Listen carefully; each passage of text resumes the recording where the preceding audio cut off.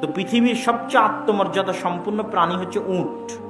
সবচেয়ে রাগী প্রাণীদের একটা হচ্ছে উট। উটের যদি একবার মাথা গরম হয় সে মেরেও ফেলতে পারে, হত্যা করার মতো প্রবণতা উটের মধ্যে আছে, কিন্তু উটের গোস্ত খাওয়া যায়। এবং উটের রক্তে এত তেজ এবং এত আত্মমর্যাদা, এত আত্মসম্মান যে উটের রক্তের গরমের কারণে উটের গোস্ত খেলে উজু করার আদেশ আছে রাসূল সাল্লাল্লাহু আলাইহি ওয়াসাল্লামের পক্ষ থেকে। তো উটের এই আত্মমর্যাদা, আত্মসম্মানের কারণে তার স্ত্রীর সাথে যদি অন্য কোনো উট কোনো কিছু করার চেষ্টা করে, তো এই উট ওই অপর উটকে মেরে ফেলে দিবে, দুনিয়াতে তার অস্তিত্ব রাখবে না। এই গতি উটের প্রাণীর মধ্যে আছে, একটা আল্লাহর সৃষ্টিজীব তার মধ্যে আছে। তো যারা উটের সাথে চলাফেরা করে, উট খায়, তাদেরও গতি একই রকম।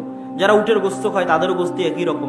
আজ থেকে 20-30 বছর আগে আরবের মানুষেরা আজকের মতো এত বিরিয়ানি, ব্রয়লার মুরগি এগুলো এত খাবার দাবার ছিল না। তাদের আদি খাবার ছিল উটের গোস্ত, খেজুর, গাহওয়া। ওই আদি খাবারে যারা অভ্যস্ত ছিল তাদের মধ্যে ওই পৌরুষত্ব এখনো আছে। আর বিকৃত অবস্থা এখন যারা আরসি, পেপসি, কোকা-কোলা খাচ্ছে এই যুবক সমাজ, এদেরও ওই খাবারের কারণে তাদের সে পৌরুষত্ব কমে যাচ্ছে। এটা আমি আরাবিয়ান কান্ট্রির কথা বলতেছি। সেই আগের পৌরুষত্ব তাদের মধ্যে, আগের জাজবার তাদের মধ্যে নেই। এবার পৃথিবীর আরেকটা প্রাণী আছে, তার নাম হচ্ছে শুকুর। রাসূল সাল্লাল্লাহু আলাইহি ওয়াসাল্লাম বলেছেন, লা ইয়াদখুলুল জান্নাতা আদ-দায়ুস। দায়ুস শব্দটা শুকুরের চর্বির ক্ষেত্রে ব্যবহার করা হয় আরবিতে। দিয়াসা মাসদার, শুকুরের চর্বি। তথা শুকুরের চর্বি যার মধ্যে আছে ও জান্নাতে যাবে না। তো শুকুরের চর্বি শুকুরের মধ্যে আছে, তাহলে শুকুর জান্নাতে যাবে না। কিন্তু শুকুরের কি জান্নাত জাহান্নাম আছে? কথা বলতে হবে। শুকুরের কি জান্নাত জাহান্নাম আছে? কুকুর শ্রীগালের কি জান্নাত জাহান্নাম আছে? নাই।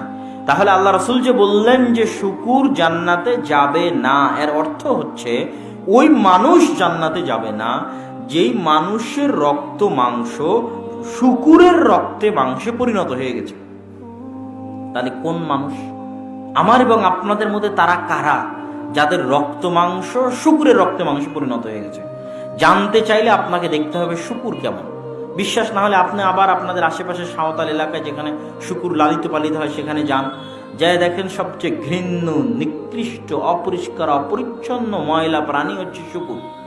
এমনকি শুকুরদের মধ্যে এমনও স্বভাব আছে যে অপর শুকুরের নিতম্ব থেকে গুয়ার পেশাব চেটে গেলেও শুকুরের প্রাণীর মধ্যে ইতস্তবোধ হয় না।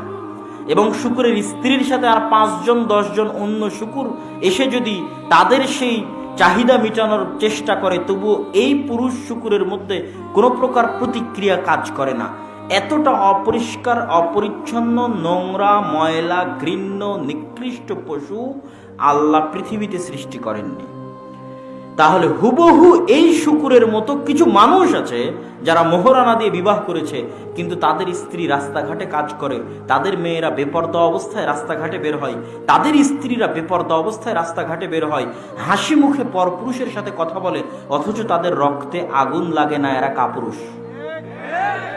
এবং এদের চর্বি এবং রক্ত পচে গলে দুর্গন্ধযুক্ত হয়ে শুকুরের মতো হয়ে গেছে। এটা আমি বলিনি, রাসূল সাল্লাল্লাহু আলাইহি ওয়াসাল্লাম বলছেন এরা জান্নাতে যাবে না, এদের মধ্যে পৌরুষত্বের গুণ নেই।